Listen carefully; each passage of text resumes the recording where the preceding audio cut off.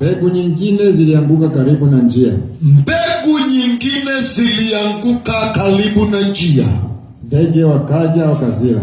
Ndege wakaja wakazila. Nyingine zikaanguka penye miamba. Nyingine zikaanguka penye mwamba. Pasipokuwa na udongo mwingi. Pasipo na udongo mwingi. Mara zikaota.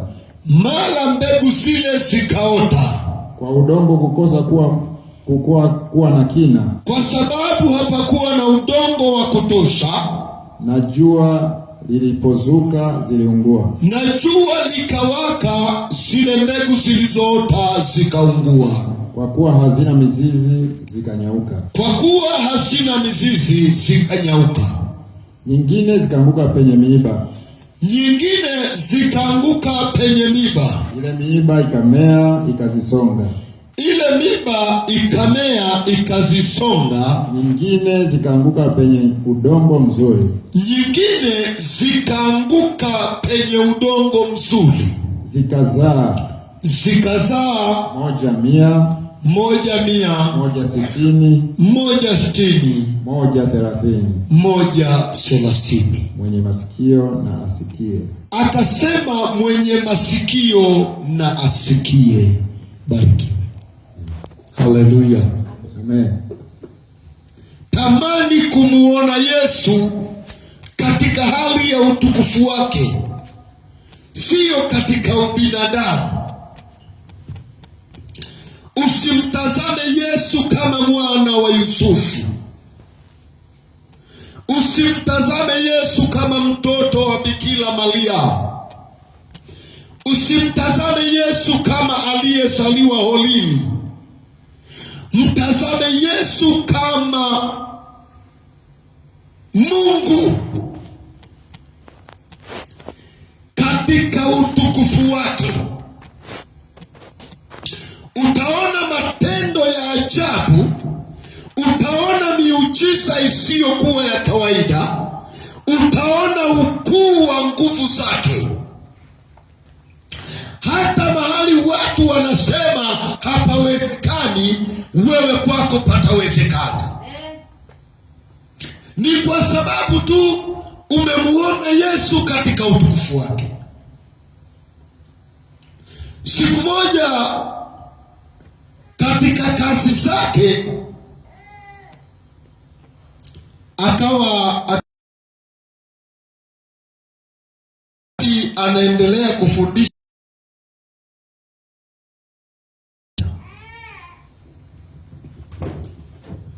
Pakawa na watu wengi.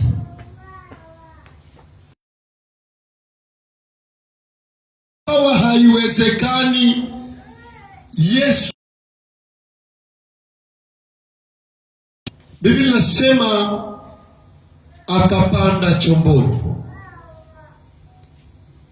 akaanza kuzungumza na watu wakasimama pwani wakimsikiliza. Biblia inasema akazungumza maneno mengi kwa mifano, lakini moja kati ya maneno aliyozungumza, alizungumza juu ya mtu aliyekuwa akipanda mbegu katika shamba. Na lile shamba lilikuwa la ajabu mno. Lilikuwa na matabaka. Na yule mpanzi akiwa anapanda mbegu zake, alikuwa kwa namna ya kuzirusha, kuzitupa zile mbegu. Anasema mbegu nyingine zilipopandwa zilianguka njiani. Haleluya. Zilipoanguka njiani zikaota. Watu wakapita wakazikanyaga zikafa. Nyingine zikadonolewa na ndege. Ndege wakazila, hazikuota. Anasema nyingine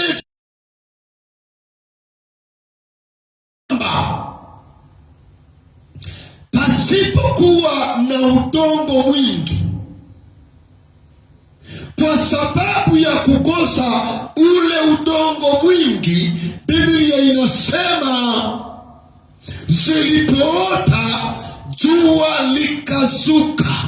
Kwa kukosa mizizi, zile mbegu zikanyauka.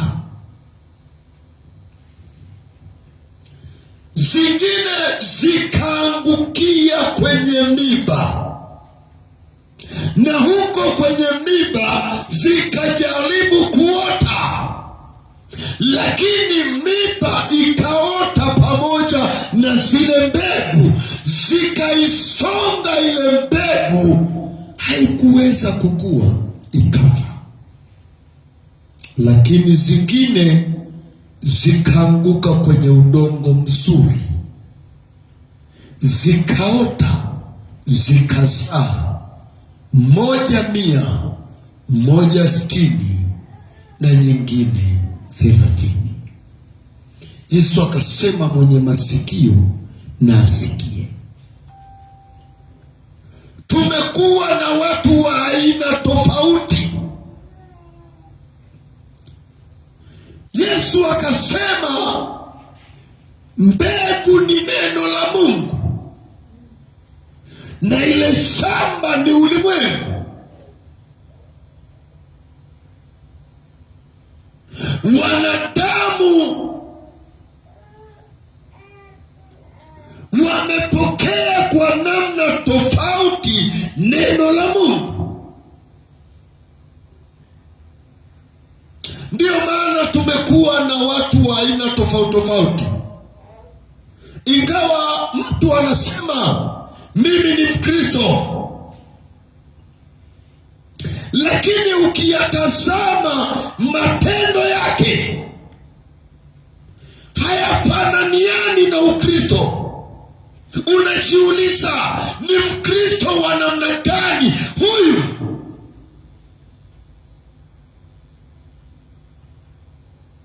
Ndani yake hakuna ile mbegu ambayo ni njema. Alipokea neno la Mungu akafanyika kuwa Mkristo, lakini kwa sababu ndani yake hapakuwa na udongo, ndani ya moyo wake hapana kushinda, lile neno limekufa. Amebaki ni Mkristo jina. Anaweza kuzini, anaweza kuua, anaweza kuwa fisadi, lakini anasema ni Mkristo.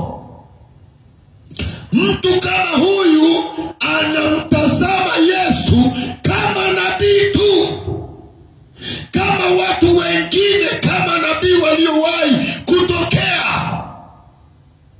Anamtazama Yesu kwa namna ya mtazamo wa kibinadamu. Ndani yake hana badiliko. Ndani yake ile mbegu haijazaa, ililiwa na ndege. Watu walipita wakaikanyaga, ikafa kwa sababu ya masumbufu ya ulimwengu. Ile mbegu ilikufa. Lakini tumekuwa na watu ambao ni kama mbegu iliyoanguka kwenye mwiba. Wamekuwa kama miba tu.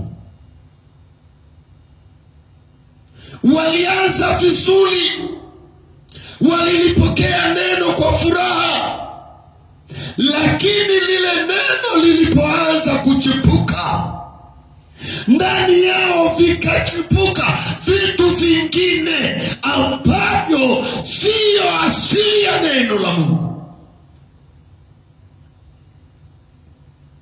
Wakajikuta wamekuwa wanaharakati badala ya kuwa Wakristo, badala ya kuwa wahubiri, badala ya kuwa wachungaji, badala ya kuwa maaskofu wamekuwa wanaharakati. Badala ya kusema neno la Mungu wameanza kusema siasa. Haleluya! Wanamtazama Yesu kwa mtazamo sio wa kimungu. Hawezi kumuona Yesu kama Mungu hawa. Utawaona maneno yao. Kuna watu wanaheshima sana kwenye hii nchi, lakini ukisikia maneno yao unajiuliza wameanza lini kuchanganyikiwa. Haleluya! Yaani wana heshima ya kutosha, wanaitwa watumishi wa Mungu, lakini ukisikia maneno yao unajiuliza, hivi hawa si wamebakiza tu kufua nguo? Wameanza lini kuwa wehu? Kwa sababu lile neno liliangukia kwenye mwamba pasipo na udongo. Wamebaki watumishi jina, wanamtazama Yesu kwa mtazamo wa kibinadamu, lakini Yesu sio mwanadamu wa kawaida. Unajiuliza, wameanza lini kuwa wanasiasa? Wameanza lini hawa? Wameanza lini kuwa wanaharakati? Unaanza tu kusema hawa wamechanganyikiwa, kilichobaki watavua nguo.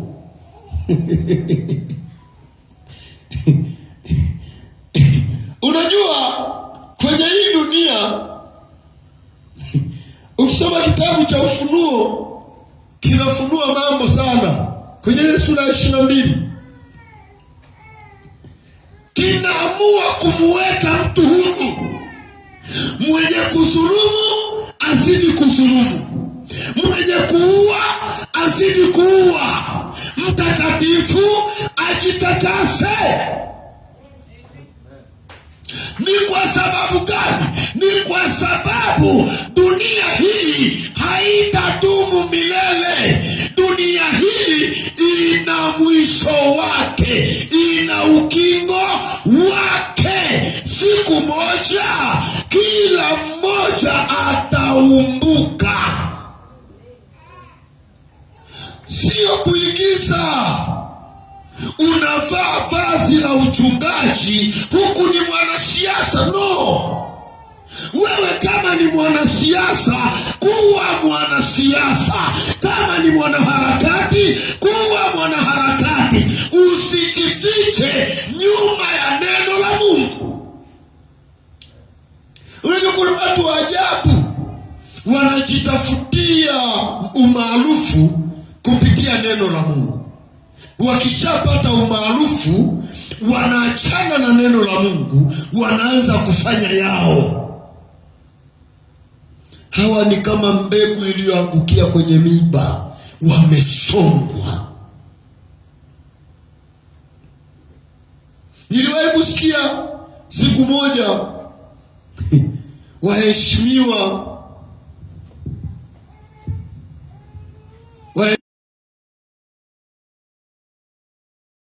siku moja watumishi wa Mungu kabisa wamekaa wanajadili, wakajadili mada moja ambayo mimi ilinifanya nivunjike moyo. Eti wameenda na maombi mbele ya Mheshimiwa Rais. Wanamwambia Mheshimiwa Rais, tunaomba upitishe sheria kwamba na sisi tuwe tunagombea nafasi za ubunge, udiwani kwa kupitia taasisi zetu za kidini. Nikacheka. Mimi nikacheka, nikasema hao wamechanganyikiwa. Yaani Mungu amekupa jukumu kubwa alafu nataka lile dogo. Yaani wanaona kuwa askofu ni nafasi ndogo, bora awe mbunge. kwa sababu tateuliwa kuwa waziri. Inaingia kichwani. Unajiuliza, hii mbegu imeota, imesamia hii, au ndo ile imeangukia kwenye miba? Mungu amekufanya kuwa mchungaji, amekufanya kuwa mhubiri, uponye roho za watu, bado unatamani ukawa mwanasiasa kwa kupitia tiketi ya neno la nani? Utakuna mtazama Yesu kwa namna ya kibinadamu. Niliwashangaa, alafu nikajiuliza, hivi hawakufikiria upya? Nikawaza mbali zaidi, nikakumbuka shuhuda zao. Hawa si ndio waliotushuhudia kwamba Mungu alisema nao waje watutumikie wakaacha kazi? Si ndio hawa? Wengine walikuwa wanajeshi, wengine walikuwa sijui maprofesa wasomi, wengine walikuwa sijui walimu, wengine walikuwa madaktari. Si hawa? Sasa leo hii wanatamani tena wakawe wabunge, wakawe madiwani. Hawa wamechanganyikiwa, wanataka wavue nguo, au imekuwaje? Nikagundua tu ni mbegu iliyoangukia kwenye miba, haiwezi kuzaa. Haleluya! Tunamhitaji Yesu na Yesu anatuhitaji. Dunia hii haiwezi kustahimili.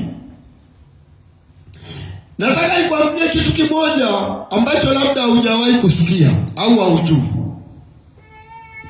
Baada ya kanisa kuondolewa duniani, hii dunia unayoiona ni chafu kuliko unavyoiona. Kanisa likiondolewa, watu watatembea uchi. Hii staa unayoiona hii kujistiri angalau kidogo, hii ni kwa sababu kanisa bado lipo. Uoga wa mauaji unaouona, huu ushoga unaojificha huu, ni kwa sababu bado kanisa lipo. Lakini kanisa la Yesu Kristo litakapoondolewa, hii dunia haina kizuizi.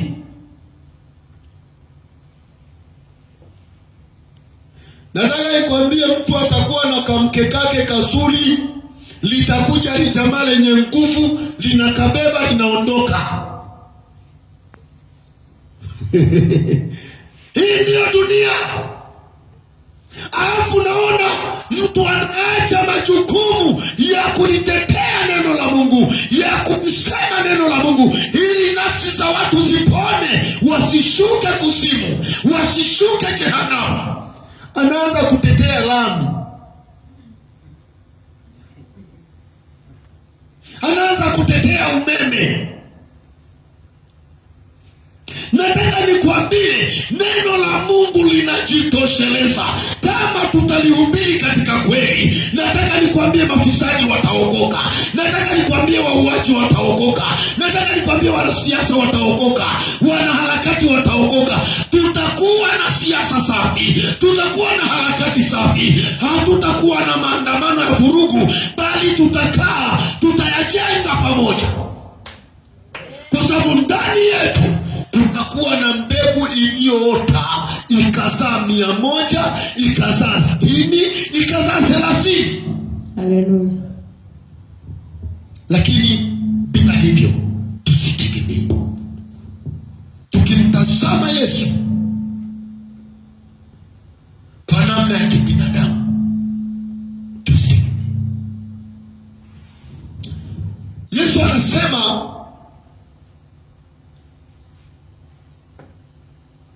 yule mpanzi alipokuwa kipanda, mfano wa ule upandaji ni kama wale wanaolimaga mpunga ambao hawasii, wanarusha tu. Yaani unarusha tu, ni kama unatupa, kumbe una matumaini na ile mbegu unayotupa, kwamba natupa lakini hutakuja kuchukua, na ili nije nikuchukue nimekukopesha. Siji ukuchukua peke yako. Uwe umezaa ndipo utakuja ukuchukua. Kwa ile mbegu inaenda inaoza inatoa mche. Ule mche mwenye mbegu anaufurahia. Anautengenezea mazingira ya kufanyaje? Ya kuzaa. Kama shamba limepungua maji, anaingiza maji. Ule mche unapata maji, unanawili, unazaa, mwisho unatoa mpunga. Ukishatoa mpunga umekomaa, aliyekuwa anatupa utamuona anakata, anaweka kwenye mfuko tena. Zile alizotupa anaanza kuzitunza. Ndio maana Mungu anasema halitumi neno lake bure. Neno la Mungu haliwezi kutoka kwenye kinywa chake likaenda likarudi bure. No. Mpunga hauwezi kwenda punje moja ukarudi punje moja. Lazima mpunga ukienda punje moja unarudi na punje kadhaa. Haleluya. Tamani kumuona Yesu kwenye utukufu wake. Watu wametulia wanamsikia Yesu ananena habari hizi. Ukiendelea mbele, wanafunzi hawakuelewa mfano huu. Ikabidi wamuulize kwa faragha. Sijui kama unapata nafasi ya kumuuliza Yesu maswali kwa faragha. Kama utamuona Yesu kwa mwanadamu wa kawaida, huwezi kupata faragha naye. Maana utajua tu alishakufaga, alishaondokaga. Nasikiaga tu historia, wengi wanasemaga historia za kizungu. Yaani kuna watu wanaiona Biblia ni kama stori za kizungu. Nataka nikwambie hivi, stori za kizungu angaliaga akina Van Damme. Angaliaga akina Schwarzenegger. Hizo ndo stori za nini? Za kizungu, sio Yesu. Mpuzi mmoja akasema mtandaoni, eti ona Wakristo wajinga wanataka watulazimishe tumwamini huyu Marekani. Sikia nikwambie, sisi tunamsema Yesu, sio yule wa kwenye picha. Yule ni muigizaji. Tunamnena ambaye alikuja miaka ambayo hakukuwa na kamera. Amen. Tunamnena habari zake, hakukuwa na TV, hakukuwa na redio, lakini habari zake zilitunzwa kwenye vitabu. Matendo yake yalionekana na watu. Matendo yake yalishuhudiwa. Alishuka dunia hii tunayoishi, aliishi na yeye. Afu kimtazama mtu mwenyewe amejieleza wazi kwamba yeye sio Mkristo. Alafu anataka atufanye sisi ambao ni Wakristo tukubaliane na yeye kwamba Yesu tunayemhubiri ni yule muigizaji Mmarekani. Yaani wewe sio Msukuma. Amen. Alafu nataka uambie Wasukuma, yaani mila zenu ni mbaya. Zina ubaya gani kama wewe sio Msukuma? Umezijuaje? Zinakuhusu au ndo mlango wa kuingia kwa Wasukuma wa kusajili uwe Msukuma? Amen. Ukitaka kumwelewa Yesu kuna aina mbili, umkorofishe au mkaribishe. Wote waliomkorofisha Yesu walikipata cha moto. Kuna watu walikuwa wanajitahidi sana kumzuia Yesu kwa watu. Mpaka leo kuna watu wanajitahidi sana kumzuia Yesu asiingie kwa watu. Unasikia, mimi ni baba yako, huwezi kuacha dini ambayo sisi tumesali toka mababa na mababa, wakati nitakuapiza, yani takulaani. Yani unamzuia mwanao. Sasa utakachoambulia utakuja kusikia oya dingi, mambo vipi dingi? Maana ulikataa Yesu asiingie. kilichoingia humo ni bangi. Oya dingi, unazingua mwanangu. Amen. Waliozuia Yesu asiingie walikutana na changamoto.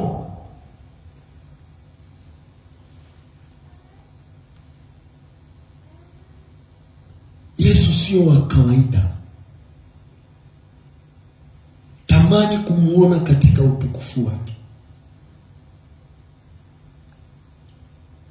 Kama dunia hii tunayosimama, dunia hii tunayozungumza kuhusu Yesu, tungeelewa ilikokuwa, sisi tunaomhubiri Yesu tusingegeuka kuwa wanaharakati. Kwa sababu dunia ilikotoka hii, akina Bartimayo wanamsema Yesu mpaka wanachunwa ngozi. Eti mtu anaacha kumsema Yesu, anaanza kuzungumzia laani. Wakati leo tuna amani ya kutosha, unaweza ukamsema Yesu unapotaka, kwa namna unapotaka, ukamweleza kila mtu. Zamani nakumbuka siku moja tulikuwa Kigoma, wakaja wazungu fulani. Wale wazungu tukawa tunafanya nao huduma ya nyumba kwa nyumba. Tulivyoendelea wakatuambukiza ile nguvu. Amen.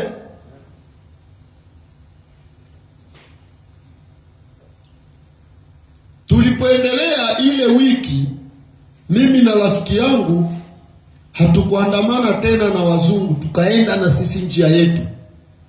Tupeleke, yani tumepata nguvu. Tukaanza kupita nyumba kwa nyumba, nyumba kwa nyumba.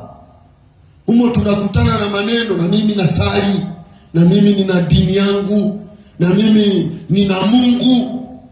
Lakini cha ajabu, tuliingia nyumba moja, mzee alishika lungu. Tumeingia nyumba moja, tunampeleka nani? Yesu. Alafu hata tujasema tumempeleka Yesu, tulipofika tu tukasalimia, shikamoo baba, marhaba, mjambo? Hatujambo. Sisi ni watumishi wa Mungu. Tumejitambulisha tu, ni watumishi wa nani? Wa Mungu. Sisi ni watumishi wa Mungu, tumekuja hapa, tuna habari njema. Mzee akavuta rungu, akasema mnanitania nyinyi? Mzee, hizi ni habari njema kwa kila mtu. We toka. Hebu tokeni hapa. Habari njema kwa kila mtu. Mnafikiri kila mtu anaweza akasikia hayo maneno? Mimi nikashangaa.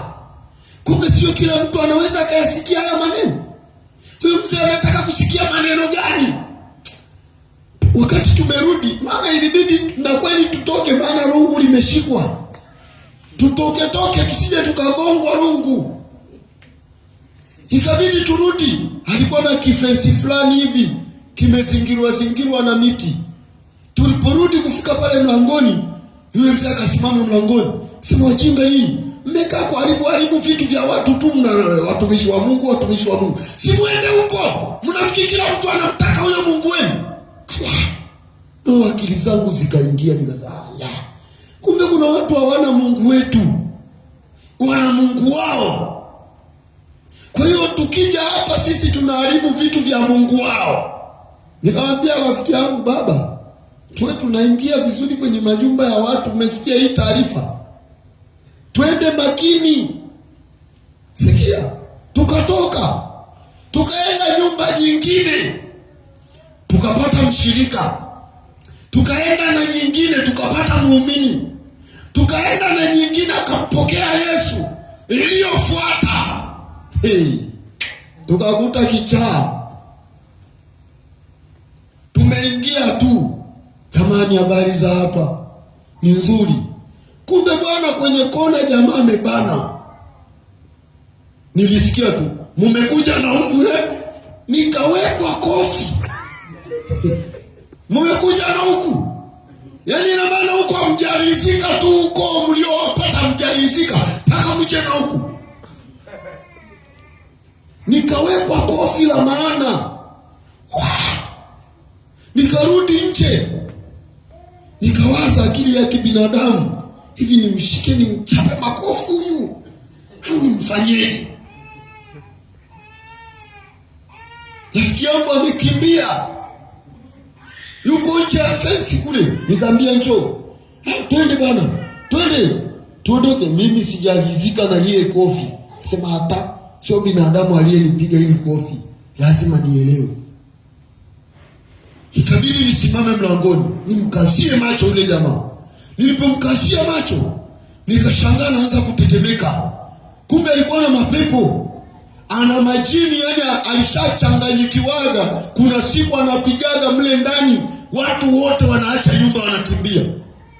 Ashakuwa mwema. Akaanza kutetemeka. Yeye mmekuja na huku, anatafuta jiwe.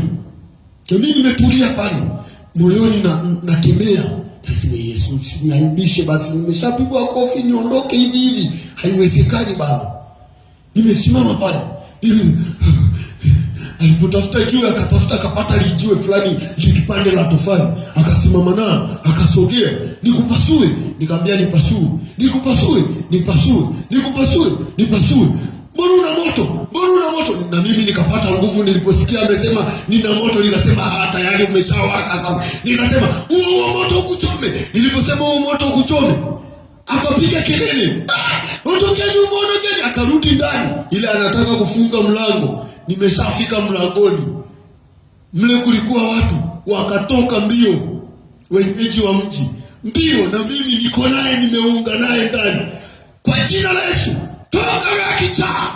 Akapiga kelele, rafiki yangu akarudi mbio, mara wakajaa ndani na wenyeji. Toka!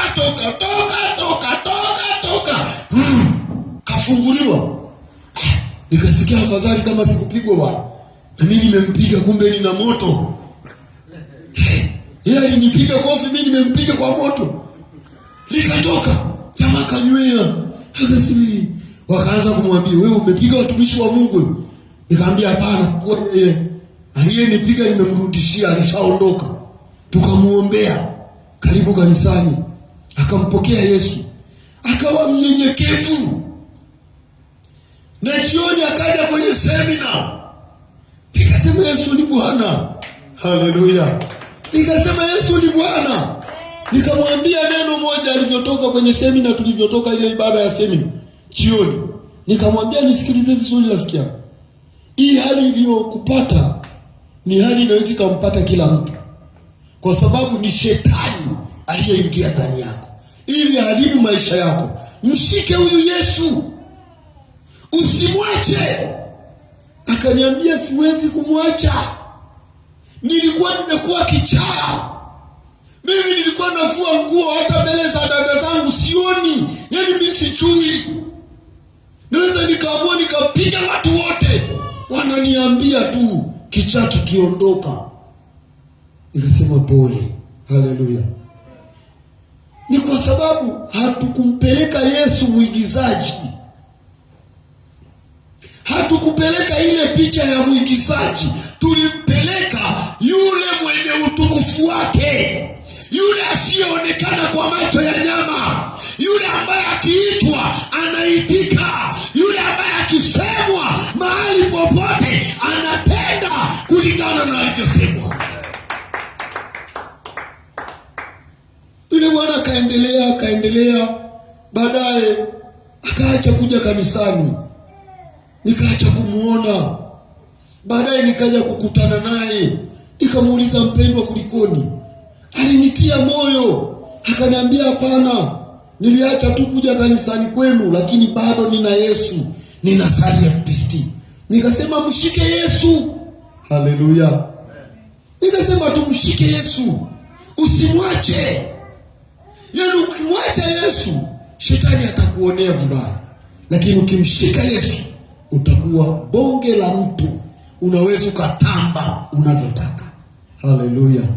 Nazungumza nini? Huyu Yesu ana utukufu wake. Huyu Yesu ana uzuri wake. Kila aliyemwendea hawakuachwa hivi hivi. Soma Marko ile sura ya 9. Anza mstari wa 2.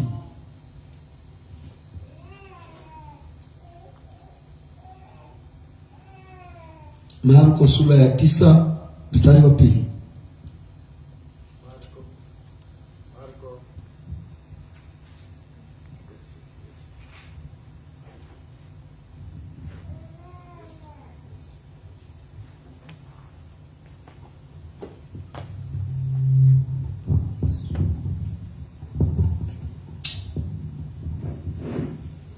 Marko sura ya 9 mstari wa 2. Ndiyo. Neno la Mungu linasema hata baada ya siku 6, Yesu akawatoa Petro na Yakobo na Yohana. Hebu anza mstari wa kwanza. Marko 9 mstari wa kwanza, neno la Mungu linasema ndiyo, akawaambia, amini nawaambia, pana watu katika hawa wasimamao hapa,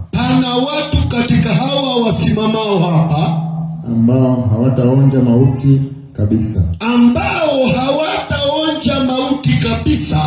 hata watakapouona ufalme wa Mungu umekuja kwa nguvu.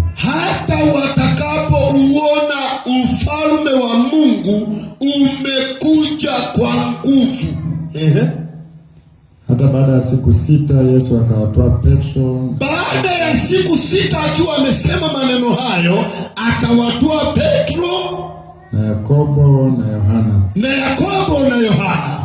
Akawaleta juu ya mlima mrefu faragani. Peke yao. Akageuka sura yake mbele yao. Mavazi yake yakametameta. Meupe mno. Jinsi asivyoweza dobi duniani kuyafanya meupe.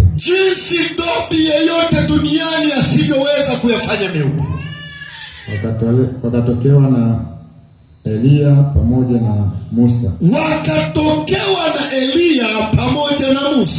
Nao walikuwa wakizungumza na Yesu. Petro akajibu akamwambia Yesu, Rabi, ni vizuri sisi kuwapo hapa. Mwalimu, ni vizuri sisi kuwepo hapa. Na tufanye vibanda vitatu. Tuweke vibanda vitatu mahali hapa. Kimoja chako wewe, kimoja cha Musa, kimoja cha Eliya, na kingine cha Eliya. Maana hakujua la kunena, kwa kuwa waliingiwa na hofu nyingi.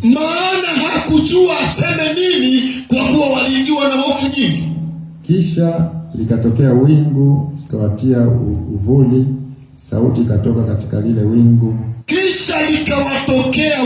Likawafunika, likatengeneza uvuli mahali pale, na sauti ikatoka katika lile wingu. Huyu ni mwanangu. Ikasema, huyu ni mwanangu mpendwa wangu, msikieni yeye. Mara hiyo walipotazama huku na huku, hawakuona mtu pamoja nao ila Yesu peke yake. Barikiwa. Amen. Haleluya. Nimesema tamani kumuona Yesu katika utukufu wake. Siku moja Yesu anazungumza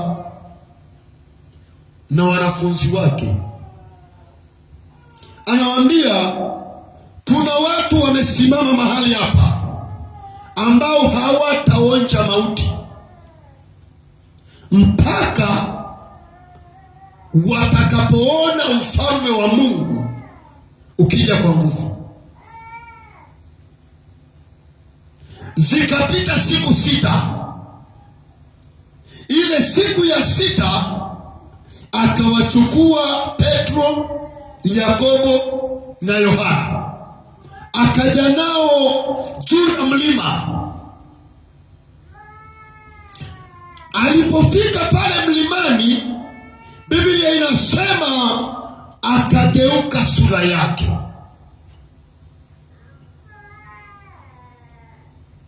Kumbuka hawa aliowachukua sio watu wa kawaida pia. Unajua Petro hakuwa mtu wa kawaida.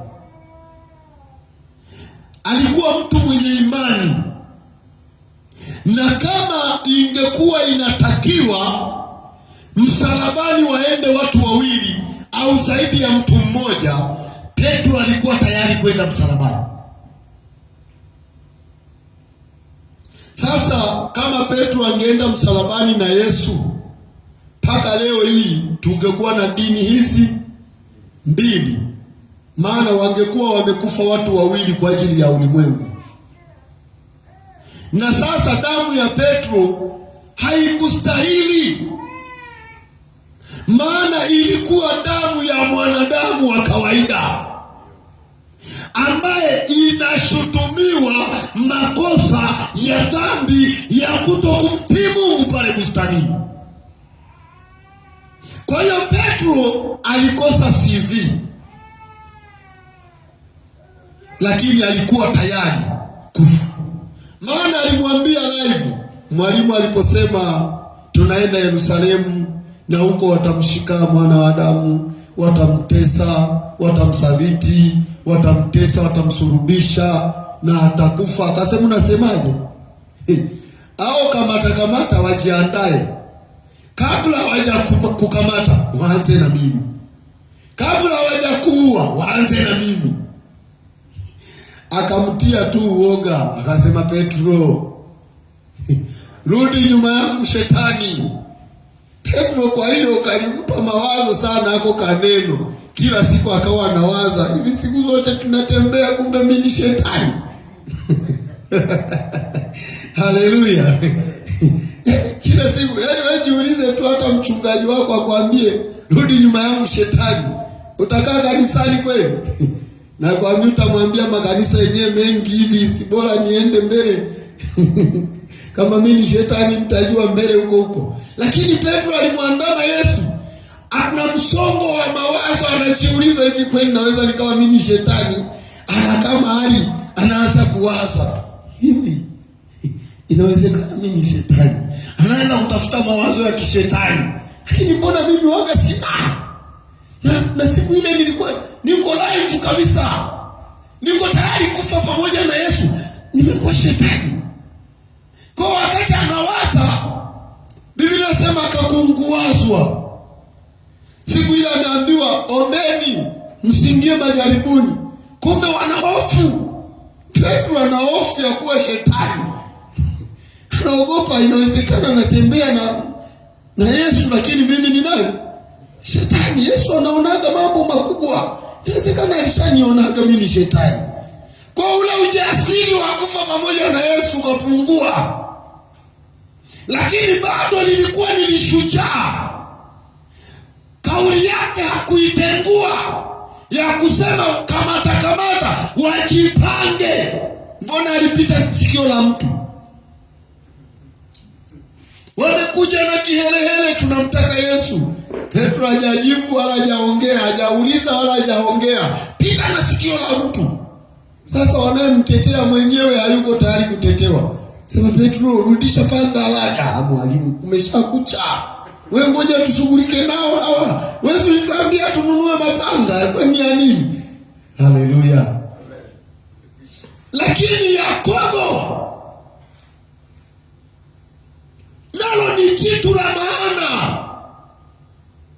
Lilikufa linachinjwa na msumeno. Linaambiwa mwache Yesu, linasema siwezi. Tunamchinja, kateni shingo. Jitu lenye imani. Yohana ndo huyu aliandika nyaraka za Ufunuo. Wanamkamata, wanamkata mikono. Wanarudi kesho wanakuta anaandika kitabu cha Ufunuo pale Patmo. Kisiwa kisicho kalika na watu. Lijitu limekaa pale kwenye kisiwa cha Patmo, limetulia, linamuona Yesu kwa mbali hivi kwenye macho ya roho. Wanasema anamuona Yesu, ngoja toboe macho. Wanatoboa macho, kesho wanakuja wanakuta ni jamani naandika kitabu cha Ufunuo. Kwa hawa watu watatu ni namba za maana.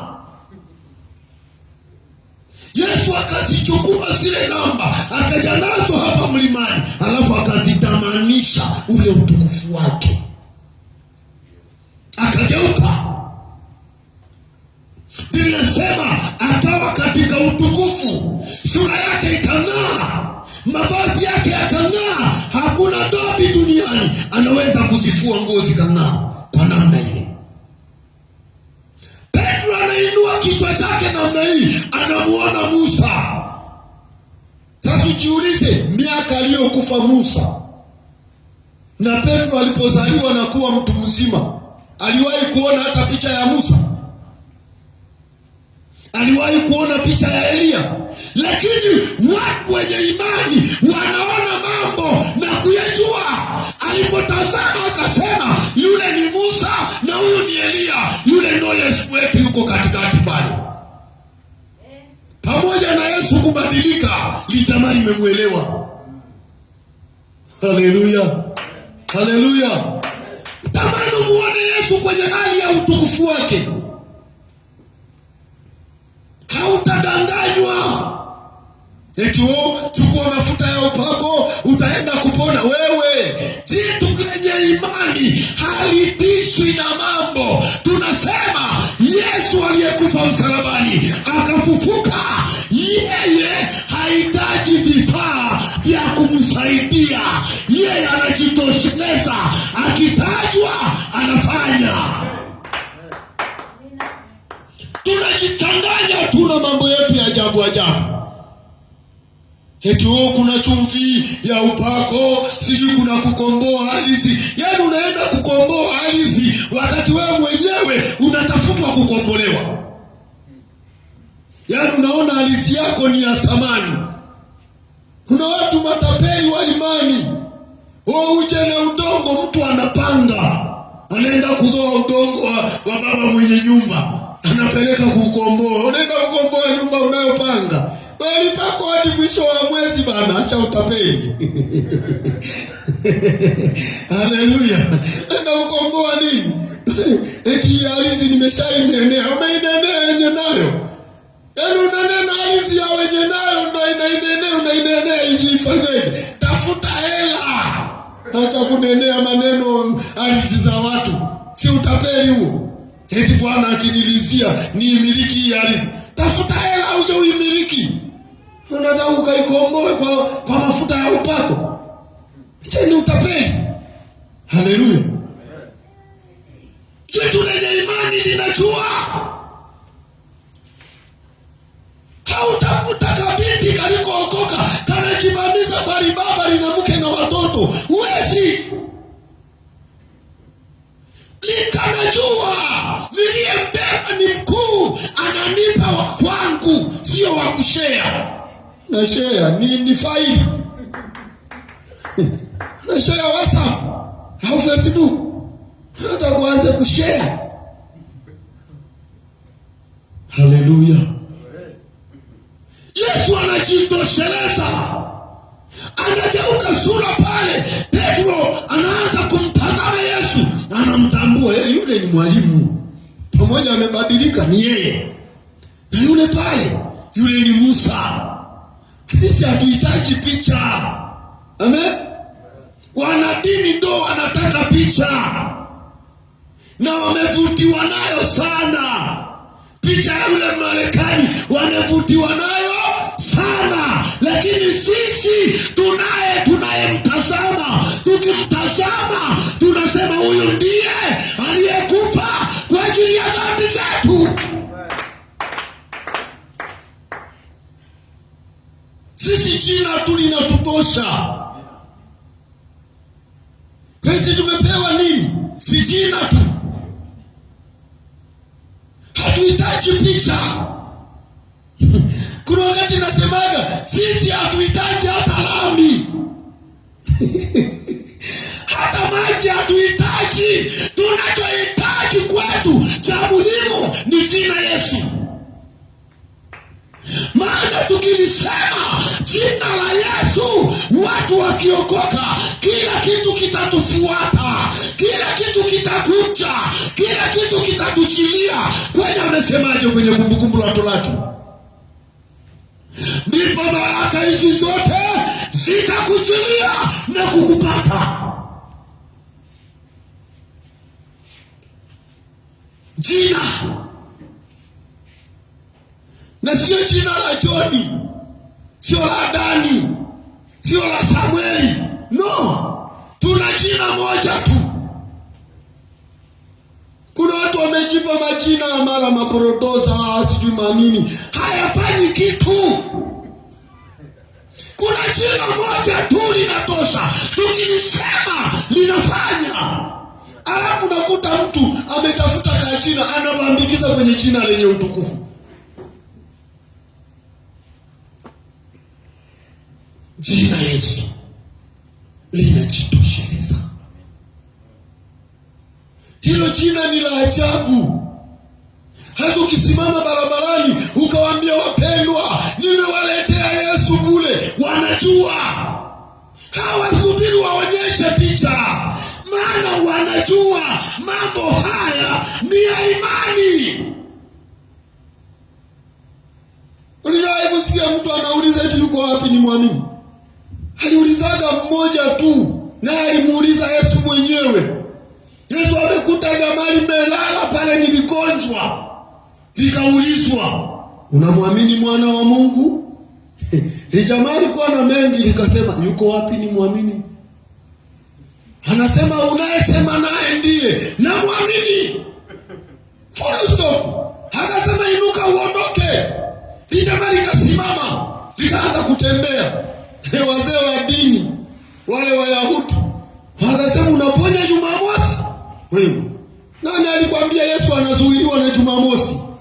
Nani alikwambia Yesu anazuiliwa na Ijumaa? Nani alikwambia Yesu anazuiliwa na usiku? Nani alikwambia Yesu anazuiliwa na Jumapili? Yesu siku zote ni za kwake, anapenda kazi kama anavyotaka.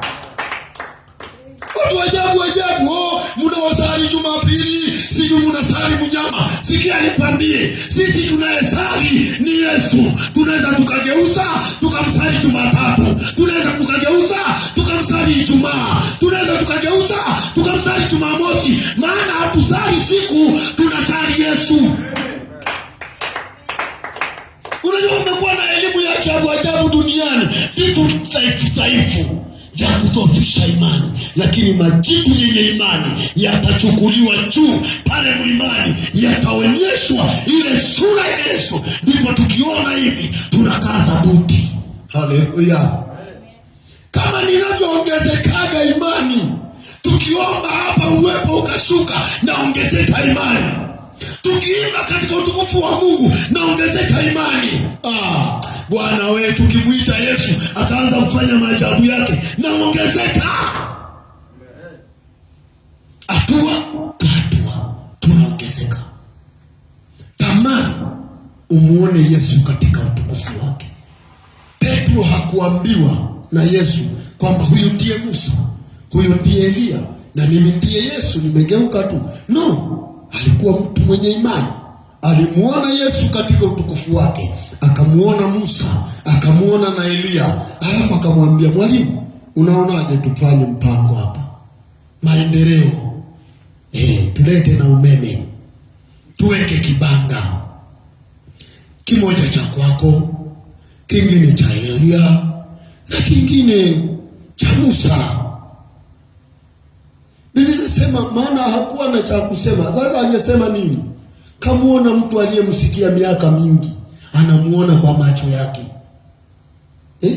Toka amezaliwa anaambiwa hii Torati mnayojifunza hii aliandikaga Musa, yeye anamuona huyu hapa.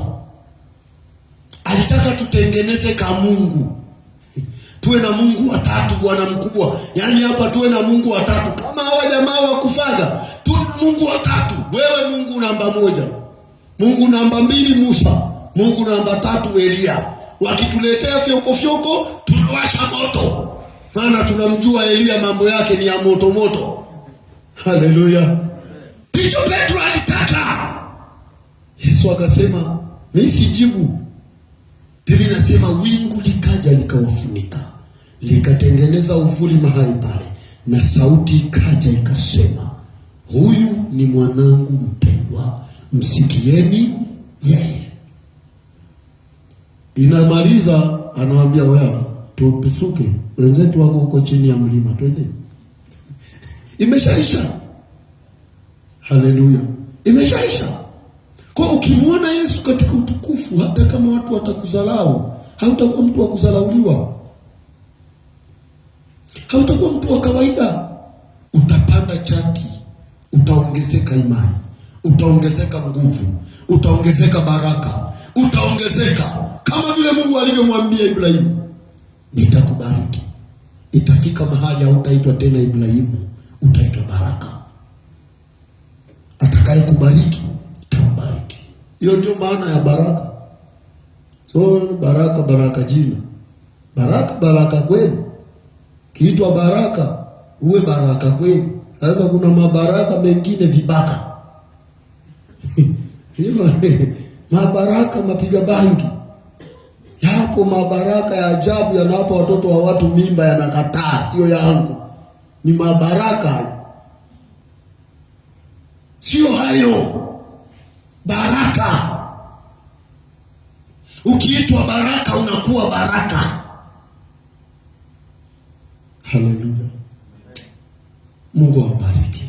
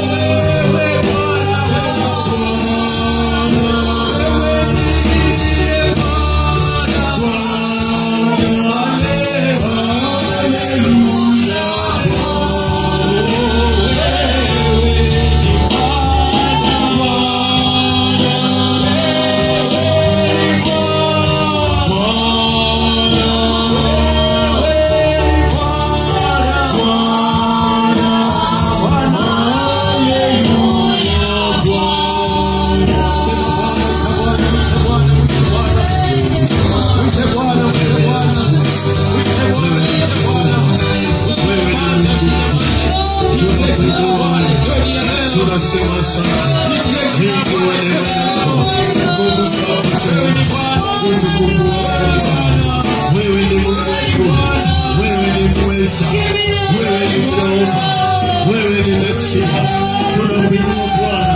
Asante kwa neno lako, asante kwa neno lako, asante kwa neno lako, asante kwa neno lako, asante kwa neno lako linalotupa kuendelea mbele, linalotupa kusonga mbele, linalotupa kuendelea mbele. Bwana uinuliwe, Bwana utukuzwe. Tunakuinua wewe, tunakutukuza wewe, tunakushangilia wewe. Ni wewe Jehova, ni wewe